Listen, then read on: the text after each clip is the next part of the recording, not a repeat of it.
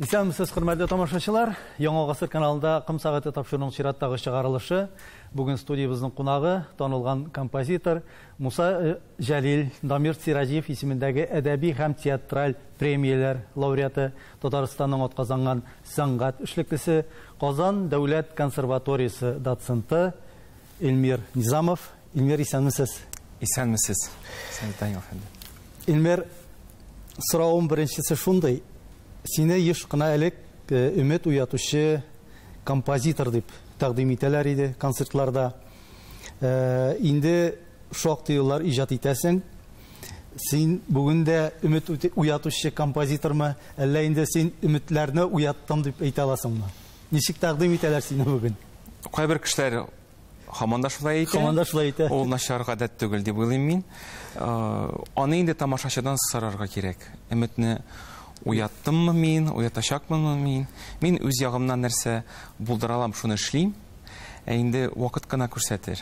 Вакыт кына күрсәтер. Чөнки сәнгатьтә аны бит менә бүген әйтеп булмый. Менә бу каламы тарихта, калмыймы, аны беркем дә белми. Менә вакыт кына күрсәтә ала аны. Һәм теге классика музыка дөньясында анда ничек әйтергә, менә шундый масштаб әйбере белән генә үлчиләр бөтен нәрсәне.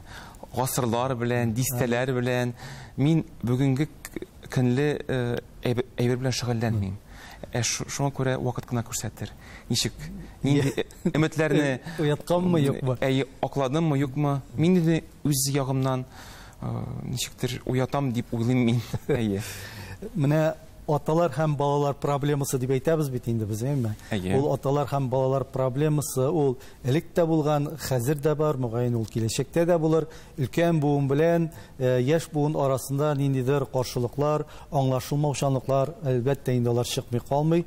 Менә син үзең әйтәсең, бүгенге көндә яшьләргә ничектер менә өстәнрәк караш бар, әле сезнең дә вакытыгыз килеп җитәр әле дип әйтәләр безгә дигән фикерем бар. Ягъни менә бу хәзердә сизеләме өлкән буын тарафыннан? Әллә инде өлкән буын сәнгать әһелләре, композиторлар, алар инде сине үз араларында әйтеп тоялармы? Шундый мөгаләмә бармы? Ну без бит бу темага сөйләшкән вакытта гомумән сөйләшәбез. Теге ул бит минем турында гына түгел. Әлбәттә, үз ягымнан мин бер яктан үземне шул өлкән композиторлар, шагыйрьләр арасында теге үз тәлинкәмдә кебек сизәм бер яктан. Икенче яктан теге гомумән әйтсәм, ул проблема бар минемчә. Ул инде күп нәрсә белән бәйле. Беренчедән татар тәрбиясендә гел шундый, теге өлкәннәргә төп сүз. Яшьләр утырып торалар. Сөйләшмичә, тыңлап кына, колак салып кына. Чиратларын көтеп утыралар дигән мәгънәдә. Ләкин менә бу чират көтү кирәктер ул. Ләкин менә бу чират көтү вакыты нишләптер минемчә заккарак сузылдымы? Сузыла да сузыла. Әлбәттә, Аллага шөкер, безнең заманда кеше озаграк яши. Теге вакытта ничектер инде күбрәк бирелә. Безнең медицина да Аллага шөкер эшләп килә. Ләкин шул ук вакытта озаграк яшәү, ул бит озаграк эшләү дигән әйбер килеп чыга. Шул вакытта яшь кешеләр 40-ны тутыра, 50-ны тутыра. Әле һаман да вакыты җитми. Алар һаман да вакыты җитми, алар һаман да яшь. Менә мин аны күреп торам, мин аны бик каты сизәм. Һәм менә монда төрле проблемалар килеп чыгарга мөмкин. Менә ул әйбер бар, аны турыдан-туры әйтергә кирәк. Ул иҗатка тәэсир итәме ул? Иҗатка әлбәттә тәэсир итә. Әлбәттә, чөнки ничектер теге яшь кешегә һаман син әле яшь утырып тор, әле вакытың җитмәгән, теге зур әсәрләр бирергә вакытың әле җитмәгән сиңа, анарысын шул уганда төрле премиялар булсынмы? Әле көтеп тор, барысында менә ишетер, барысында көтеп торабыз кебек, менә ул әйберне мин барыбер күрәм. Ну, замана шулай корылгандыр. Без аны үзебезчә шишәбез инде. Чөнки безнең бит әле замана да барыбер бик каты үзгәреп бара ул. Ул менә мин әле бала идем, теге сотовый телефон, кәрәзле телефон, кесәле телефон дигән әйбер юк иде ул. Интернет гомумән юк иде инде. Хәзерге заманада темп шул кызу, тиз.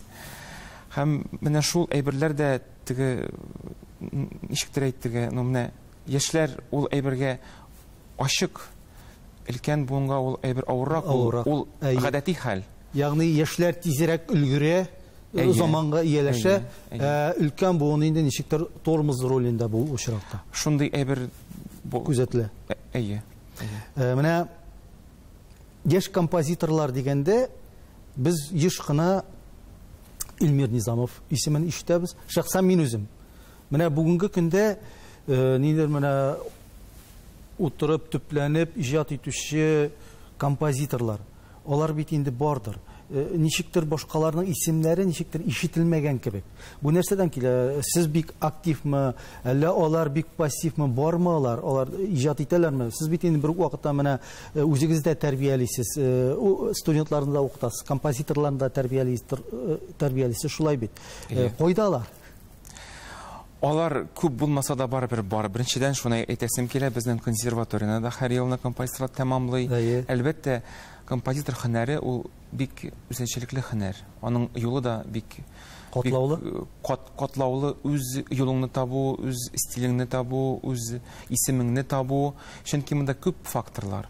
Беренчесе, әлбәттә, кешенән үзеннән бик күп тора. Ничек кеше үзен менә позиционирует. Ул менә нинди музыка яза, кем белән элемтәгә керә. Мәсәлән, мин беләм, мине күп тамашачы театр аша белә. Чөнки безнең татар сәнгатендә инде театр ул аерым зур урын алып тора. Менә бу Кара Пулат, Алтын Казан, Камал театрындагы булган комедиялар я драмалар. Анда эләгер өчен театрны белергә кирәк, театрны яратырга кирәк, һәм театр эшен белергә кирәк. Ул менә бит ансы да мөһим роль кешедән тора. Ничек син менә ул өлкәгә кереп китәсеме, юкмы? Кайбер кешеләргә ул театр якын түгел. Мин шул вакытта эстрада җырларында язам, шул вакытта классик әсәрләрендә, академик музыкында да ниндидер эш алып барам. Жанрларны кулачларга тырышасыз. Менә сез укыткан, тәрбияләп чыгарган, композитор бүлеген бетергән студентлар дип әйтик инде, алар менә үз юллары белән китәләрме, әллә гомумән башка юнәлешкә дә кирип китәргә мөмкинме? Төрлечә була. Чөнки менә мин дә бит укытам. Бүгенге көндә композитор һөнәре белән генә яшәүче кешеләр, мин аларны мәсәлән белмим. Бәлки алар бардыр кайдыр, но мин аларны белмим. Һәрбер композитор барыбер кайдыр эшли, кайдыр тормышны алып барырга кирәк. Хезмәт итә, анда музыкаль мәктәпләрдә дә безнең композиторлар эшлиләр.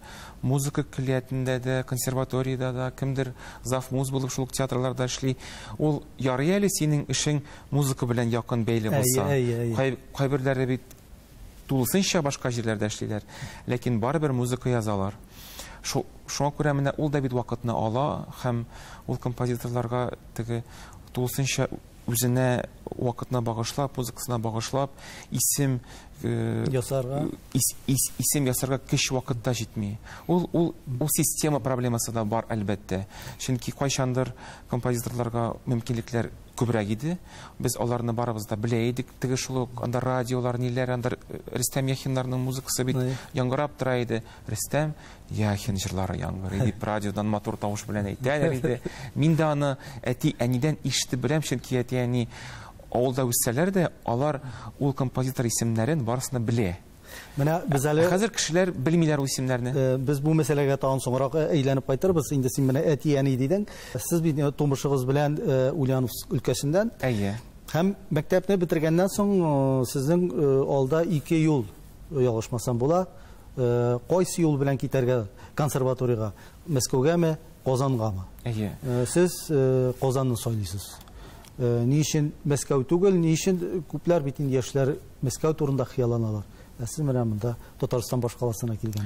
Беренчедән әйтәсем килә, мин шундый татар гаиләсендә тәрбияләп үскән бала. Әзме күпме барыбер татар теле нигезендә шунда салынды, без татарча сөйләшәйдек әти-әни белән. Аннан соң әти-әни мине беренче сыйныфка татар гимназиясына мәчеткә биргәннәр иде, мәдрәсәгә биргән иде. Мин менә шунда укыдым, 4 ел дәвамында татарча укырга да, язырга да мин шунда өйрәндем. Рус шәһәрендә туып үссәм дә. Һәм билгеле әти-әнигә ул бик мөһим булганны күрсәтә. Шуңа күрә музыка көллиятен мин шулай Ульян шәһәрендә тәмамлагандым. Һәм менә аннан соң музыка көллиятеннән соң әлбәттә сорау туды. Консерватория, нинди консерватория? Татар дәүләт консерваториясымы, Казан дәүләт консерваториясымы, яисә Мәскәүгәме? Мин анда да Казанга да барып кайттым.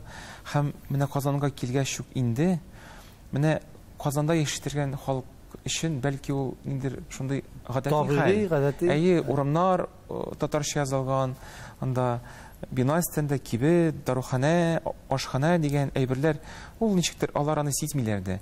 Мин килгәч Ульяннан, Сембер шәһәреннән, минем өчен бу каралым әйтәм, татар телендә идә генә түгел икән, шәһәрдә дә яшәп була икән.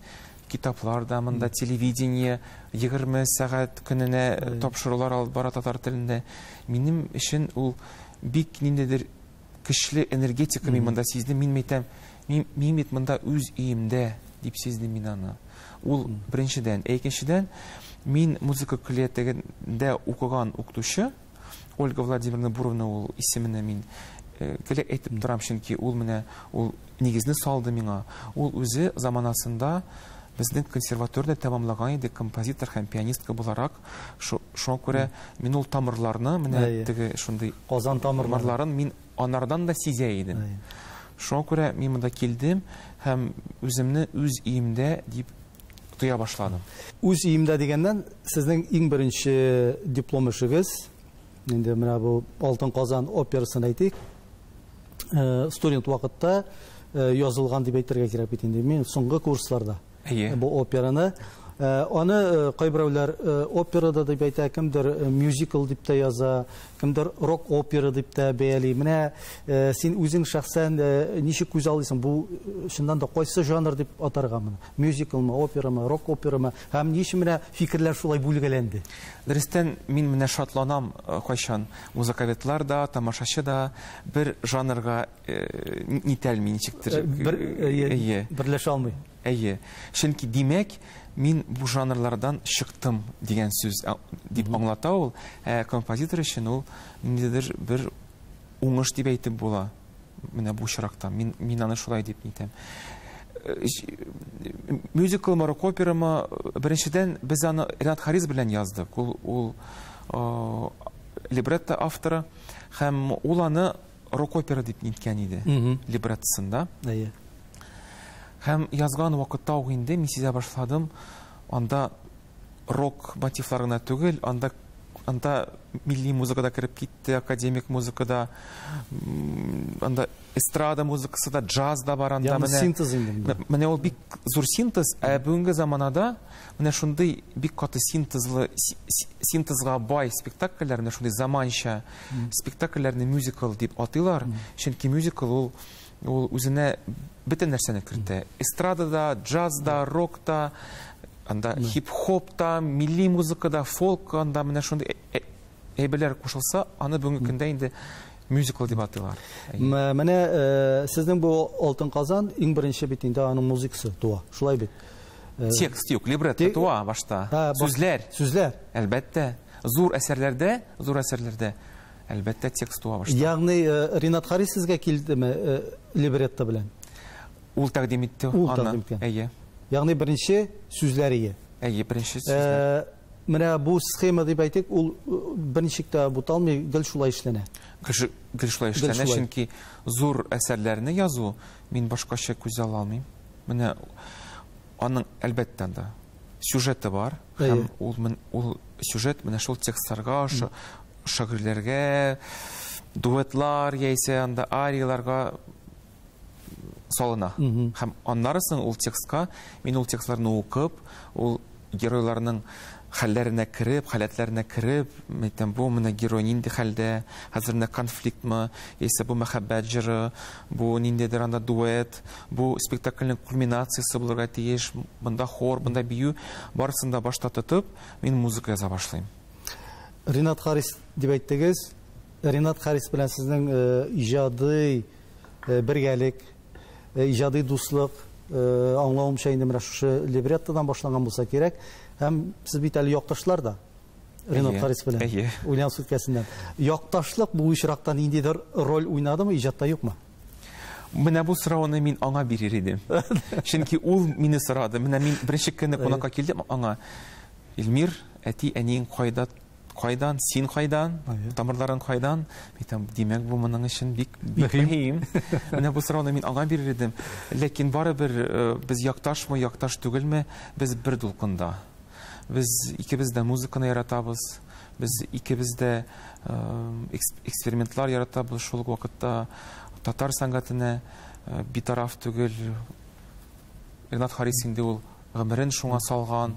Ул бит инде безнең атаклы халык шагыйре. Шуңа күрә ул миңа санап киткән иде. Мин ди Жиганы белән эшләдем, Дирестәм, Абу Яхин белән эшләдем ди. Ул менә шуларны санап киткәч кенә минем инде менә кастаннар булды, әйтәм, хәзер миңа да чират җиткәнмени, менә без чират турында сөйләштек бит, менә әйтәм, чират миңа да җиткәнмени. Анда әлбәттә Резда Ахярова белән инде алар күп еллар эшләп торалар, иҗат итәләр. Шуңа күрә Ренат Харис минем тормышымда ул аеруча урын алып тора. Ул зур шәхес, ул минем дустым дип тә әйтә алам. Миңа бабай да кебек инде, ул минем инде бабаларым. Күптән исән түгел, ә менә ниндидер шундый бабаңа сорау бирә торган сорауларны мин барысын да Ренат абыйга бирәм. Әйтәм, Ренат абый, менә ничек сез уйлыйсыз? Әйтәм, киңәш кирәк менә бу очракта. Өлкән сүзе кирәк булса, мин аңа шалтыратам һәм ул менә ярар әле мин теге менә без һаман шул темага кайтабыз, теге өлкән буын, яшь буын. Минемчә иң зур уңыш килеп чыга өлкән буын гына түгел, яисә яшь буын гына түгел. Ә менә өлкән буын белән яшь буын бергә эшләсә, уртак тел тапсалар, шул ук вакытта ниндидер зур уңышка, зур ачышларга без ия булырга мөмкин, чөнки ул яктан ниндидер тәҗрибә бар, зирәклек бар, яшь кешедән җитезлек, энергия, яңалык. Менә шул көч-дәрт белән алар очрашсалар, нәрсәдер килеп чыгарга мөмкин.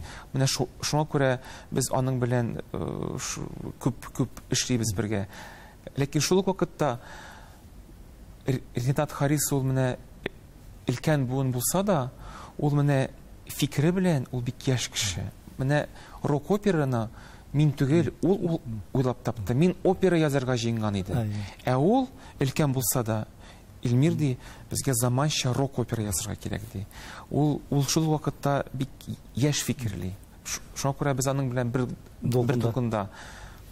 Кара Пулат операсына килгәндә, либретто авторы шулай ук Ренат Харис, бу әсәрнең уңышы нәрсәдә дип саныйсың?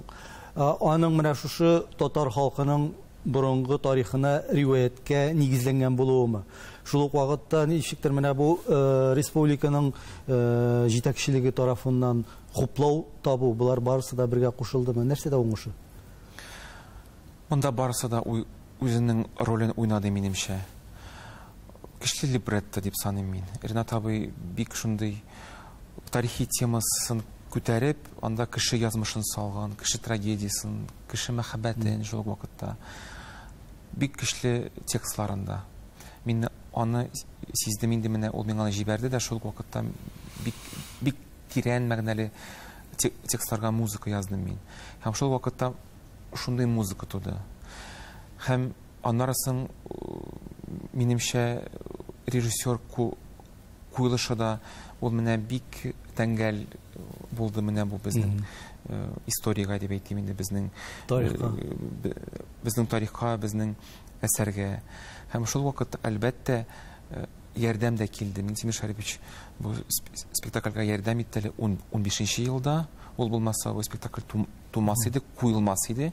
Һәм менә бу елны да, менә бу ачык һавада, изге Болгар җирендә, Кара Пулат янында, ул бөтен нәрсә аның ярдәме белән эшләнде. Менә бу эш әйбер аның нигезендә тора. Әлбәттә артистлар, солистлар, алар бирелеп эшләделәр, бик яраттылар алар Кара Пулат спектаклен музыкасы, инде безнең җырчылар, искиткеч җырчылар. Һәм менә барысы да алар менә җыелып, менә шул результат килеп чыкты. Уртак хезмәт. Безнең операларны ничек итеп Россия масштабына чыгара? Менә мөмкинме Кара Пулатны Россия масштабына чыгарга? Минемчә мөмкин. Bütün dünya tradiциясы буенча опералар бит инде үз телләрендә бара. Италия операсы Италия телендә бара.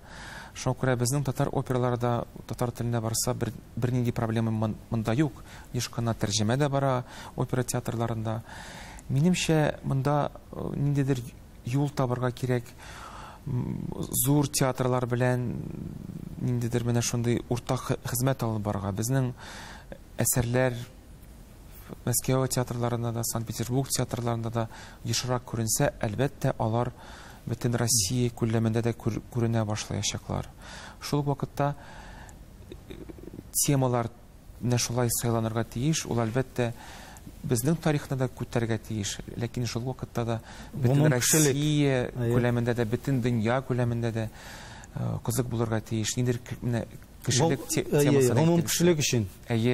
Onun kişilik dünyası için kızıklı. Elbette. Senin әле üstəlində şirat kütüb yata buğay bir neçə opera yazılған. Var, Менә син ничек уйлыйсың, аларга ниндидер сулыш бирелерме, юкмы, юл ачылырмы? Һәм синең менә эшләгән хезмәтең көчең кызганыч түгел, менә ята инде ул ята менә шушы кагазьләрдә. Әлбәттә, язылган әсәрең истәлдә ятса, ул ничектер иштән сине Ашый кимерә. Ашый, иштә пешерә ул. Ләкин мин ышанам, яхшы әсәр ул гел юлын табачак. Әкрен булсамы, тиз булсамы, менә шул кара полатны без куярга тиешлек әле Болгар җирендә 2015 елда. Ул вакытта килеп чыкмады, ләкин барыбер менә 7 ел үтсә дә ул килеп чыкты. Һәм әлбәттә академик музыка, зур музыка дип әйттек инде без аны, опера сәнгате. Ул бик зур мөмкинлекләр сорый торган әйбер, ул бик кыйбат әйбер. Ул ярдәмсез туа алмый. Ул музыка яздың гына түгел бит әле. Аның артистлары булырга тиеш, декорациясе, режиссеры, сәхнәсе, оркестры. Оркестрда 20, 30, 40 кеше утырга мөмкин. Һәм барысы да менә шул опера тудырыр өчен озак атналар, айлар эшләргә тиеш. Ә менә ул ярдәм булмаса, ул барысы да килеп чыкмый шул. Шуңа күрә менә күз күрер. Син үзеңнең симфоник әсәрләреңә дип әйтик, әйме зур әсәрләргә дирижерларга мөрәҗәгать үзең итәсеңме? Менә минем шундый төрлечә була. Әллә алар үзләре эзләп киләләрме сине? Менә бүгенге көндә төрлечә була. Иң баштан ук әлбәттә анда мәсәлән Союз композиторов дивизии инде без, композиторлар берлеге. Аларның төрле проектлары бар, төрле концертлары бар, мәсәлән да Европа, Азия фестивале, менә шунда мөмкинлекләр була иде. Үз әсәреңне син тәкъдим итәсең дә шул берлеккә, алар инде әйттеләр, менә бу әсәр лаек шул концертта яңгырырга. Менә шул юл бар. Яисә син турыдан-туры дирижерга киләсең, менә шундый әсәрем бар, бәлки кертеп булыр. Менә безнең берничә фестиваль бар. Анда Мирас фестивале, Конкордия фестивале, шунда безнең композиторлар әсәрләре яңгырый ала. Менә шуңа күрә оркестрларга үз әсәреңне күрсәтергә тиешсең син үзең. Бүгенге көндә инде мин үзем дә күрсәтәм һәм еш кына очракта үзләре шалтыраталар. Менә шундый әсәрегез бар икән, без аны менә шундый концертка кертәбез. Яисә безгә махсус язып бирмәссез микән? Нинди булса да әсәрне, менә төрлечә була.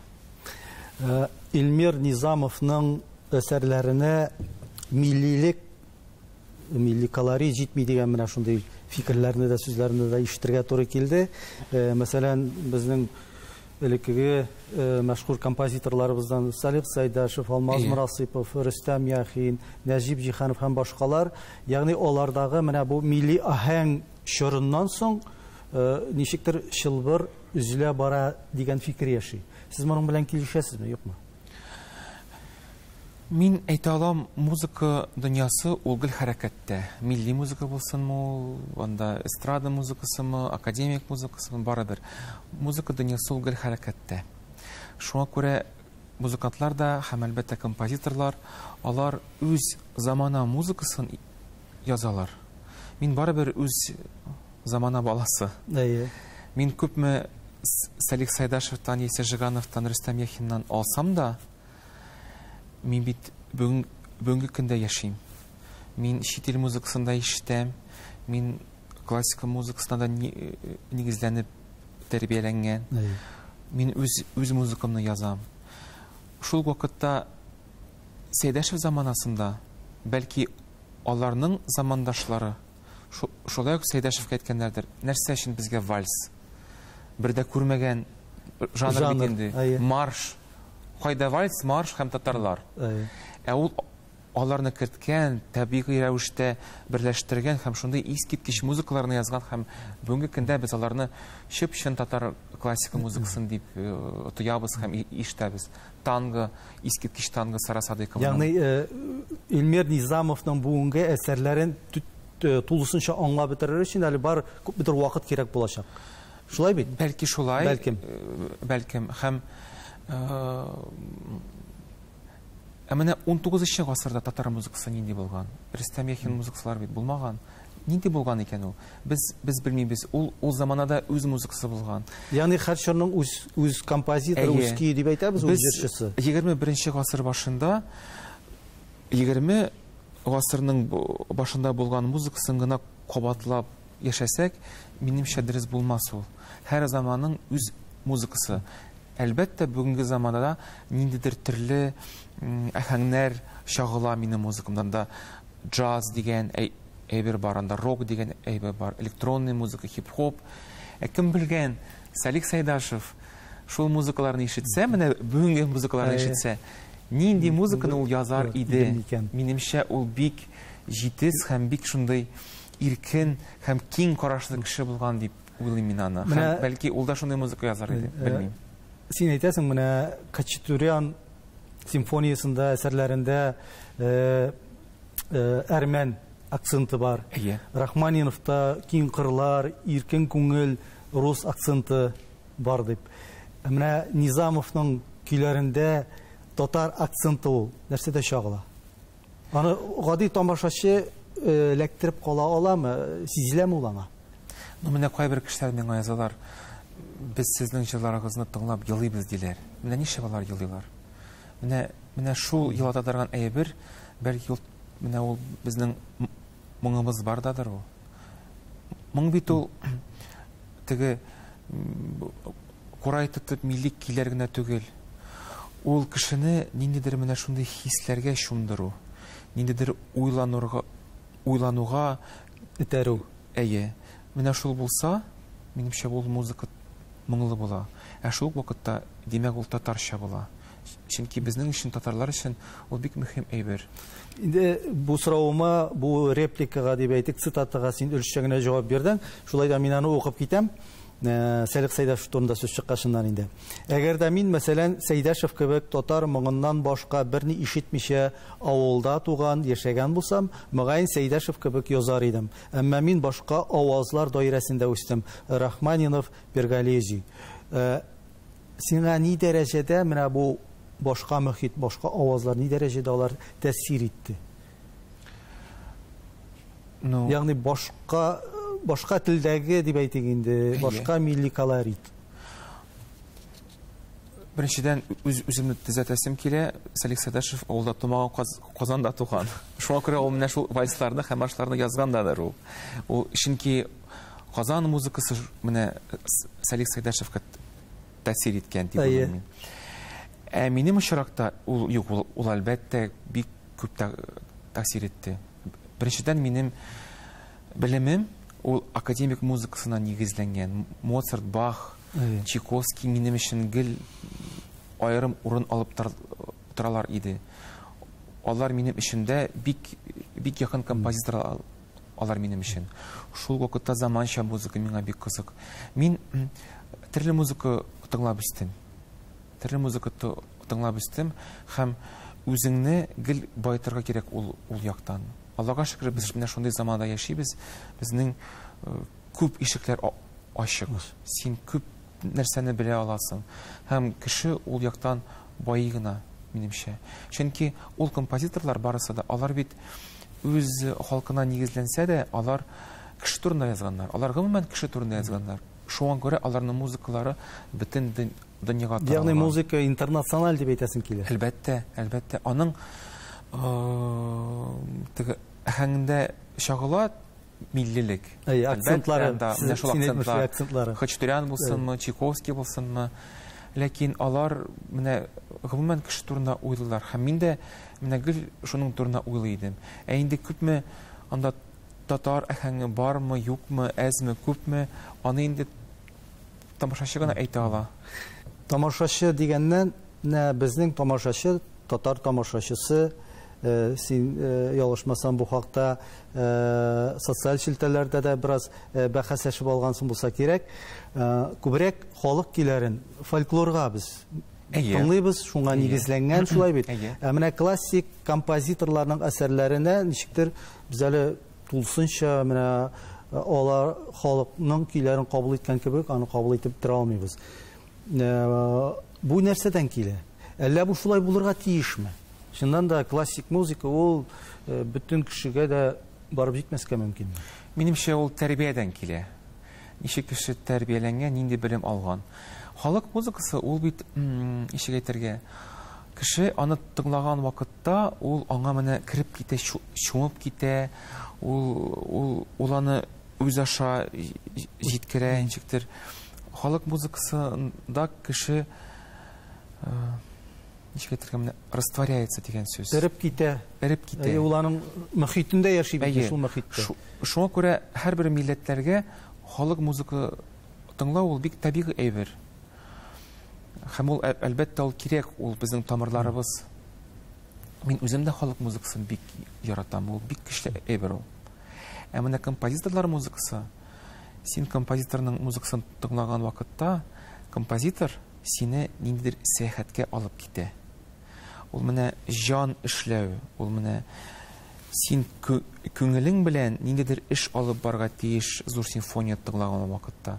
Сиңа композитор нәрсәдер әйтергә телиме, ниндидер хисләр уятырга телиме ул. Син аны үзең менә эштән, менә ул эштән алып барга тиеш. Син анда кирдең дә, шумдың да һәм сиңа рәхәт дигән сүз түгел. Ул зур һөнәр.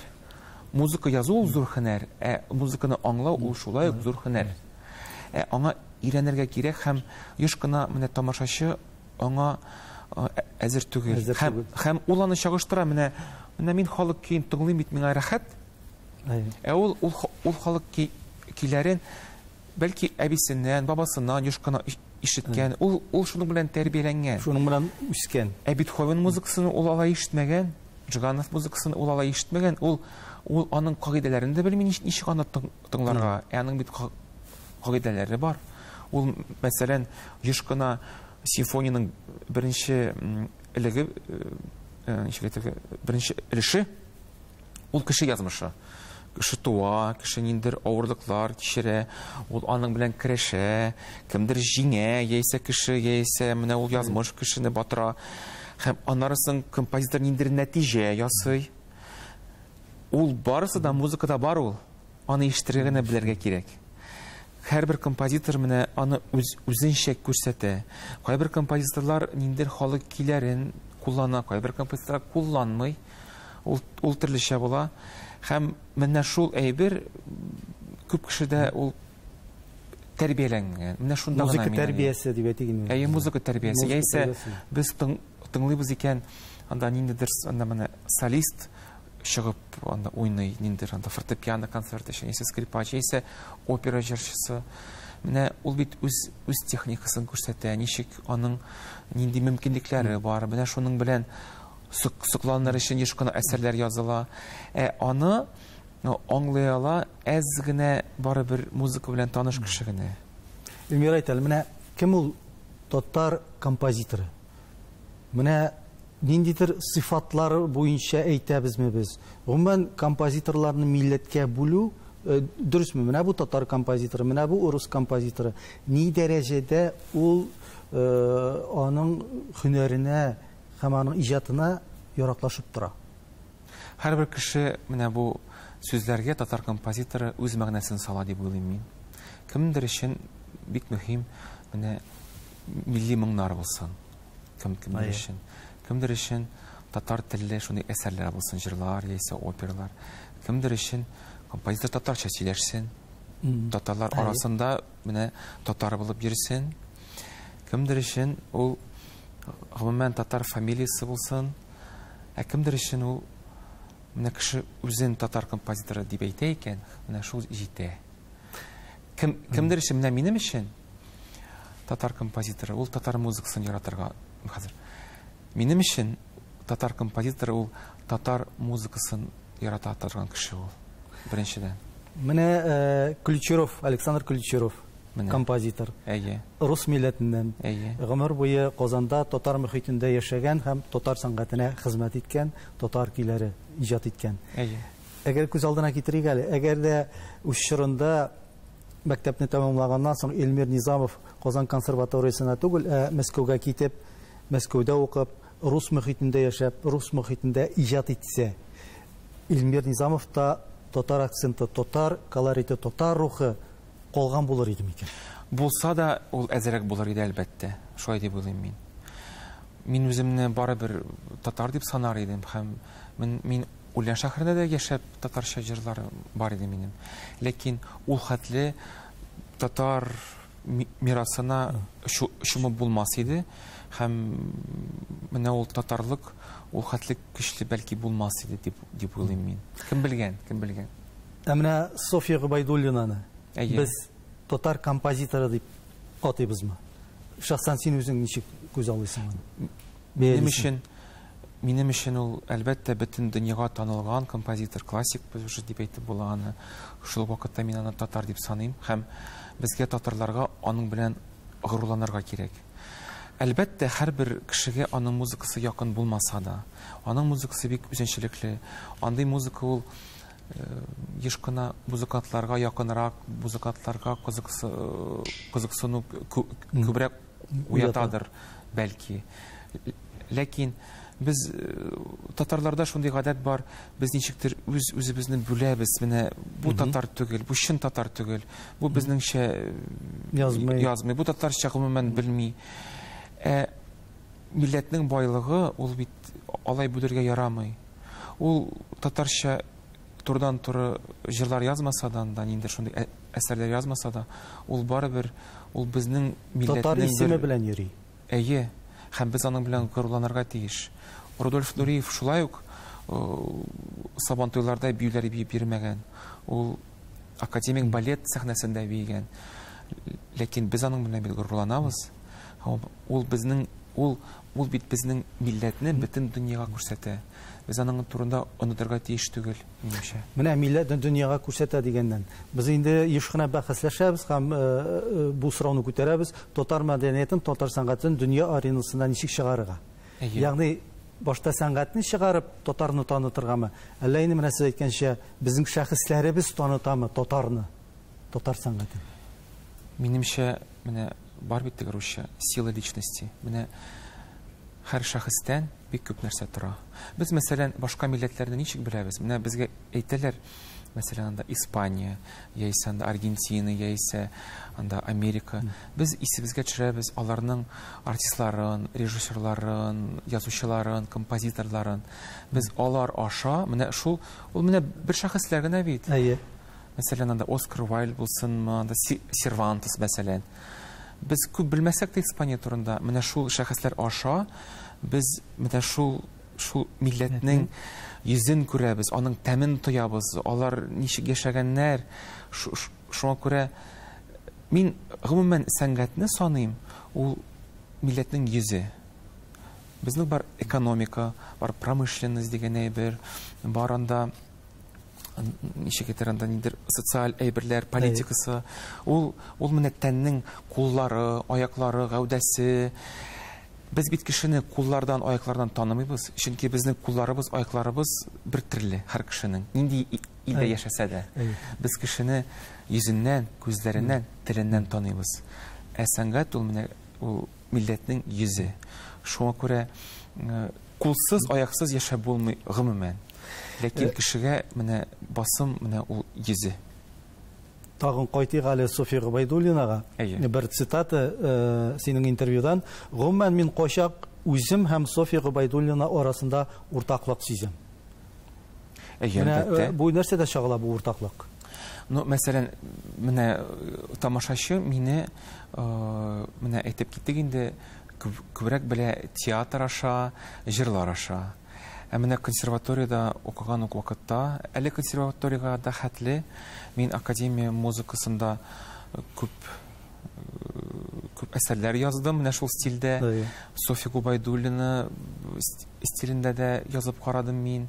Менә хәзерге заманда менә ул миңа кирәк булса, мәсәлән, Адәмнәр дигән спектакль без эшләдек Илгизәниев белән Курчак театрында.